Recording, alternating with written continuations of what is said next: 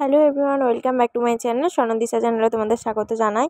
তো দেখো, আমি এটা নিয়ে নিয়েছি দুধের সর। এটা হচ্ছে দিশাকে আমি প্রায় অনেক দিন ধরে ইউজ করি, মানে 1 বছরের পর থেকেই আমি ওকে এটা ইউজ করি। ও ছোটোবেলায় খুব একটা কালো ছিল না, তবে বাচ্চারা হওয়ার পরেই যে একটা স্তর থাকে গায়ের মধ্যে, মানে লোমের যেটা স্তর, সেটা আস্তে আস্তে রিমুভ হয়ে যায়।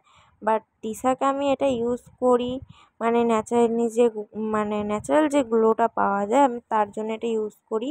তো অবশ্যই একটা বাচ্চা জন্মানোর পর এটা সে কালো হবে না ফর্সা ভবিষ্যতে, সেটা অবশ্যই তার বংশগত মানে থেকে, তার বাবা মা কীরকম দেখতে, বা মানে বাবা মা কালো বা ফর্সা কিনা, বা ঠাকুমা দাদু বা দিদা দাদু যেরকম হবে, তো বাচ্চারাও ঠিক গায়ের রঙটা সেরকমই হবে।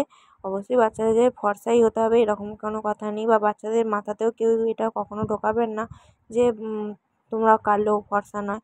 তো দেখো, আমি এখানে পুরো দুধের ঘন যে সরটা আমি সেটা নিয়েছি। তো আমি যেদিন মানে আমাদের মানে আমি গরুর দুধ এটার থেকে নিয়েছি।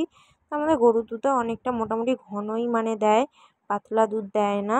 ঠিক আছে, যেহেতু আমি মেয়েকে খাওয়াই, তো আমি এই সরটাও আমার মেয়ে খুব খেতে পছন্দ করে। তো আমি তো সপ্তাহে এটা লিটারেলি 2 থেকে 3 বার মাখাই। তো বাকি যে দিনগুলো সরটা মানে থাকে, সেটা আমার মেয়ে খায়, মানে দিশাকে খাওয়াই আর সরটা মাখাচ্ছি আমি। এই মানে কিছুদিন হলো, 1 মাস মানে এরকমভাবে মাখাচ্ছি, কারণ ওর গায়ে কিছু অ্যালার্জি হয়েছে, যার জন্য পুরো শরীরে মাখাচ্ছি না। তো তোমরা এটা পুরো শরীরে ইউজ করবে। এটা হচ্ছে বলতে গেলে বাচ্চাদের ট্যান রিমুভার। ঠিক আছে, এটাকে ট্যানটাকে রিমুভ করে দেবে, মানে যারা ধরো স্কুল পড়তে যায়, রোদে মানে ঘোরাফেরা করে, তাদের জন্য এটা খুবই উপকারী। আর এমনিতেও 1 বছরের পর থেকে বাচ্চাদের এটা মাখালে তাদের গ্লো করে। তো এটা করার পর অবশ্যই ময়েশ্চারাইজ ইউজ করে দেবে। তো আমি ইউজ করছি না, কারণ ওর যেহেতু অ্যালার্জি হয়েছে তার জন্য। ঠিক আছে, তো দেখো দিশা বারবার আয়নায় মুখটাকে দেখছিল।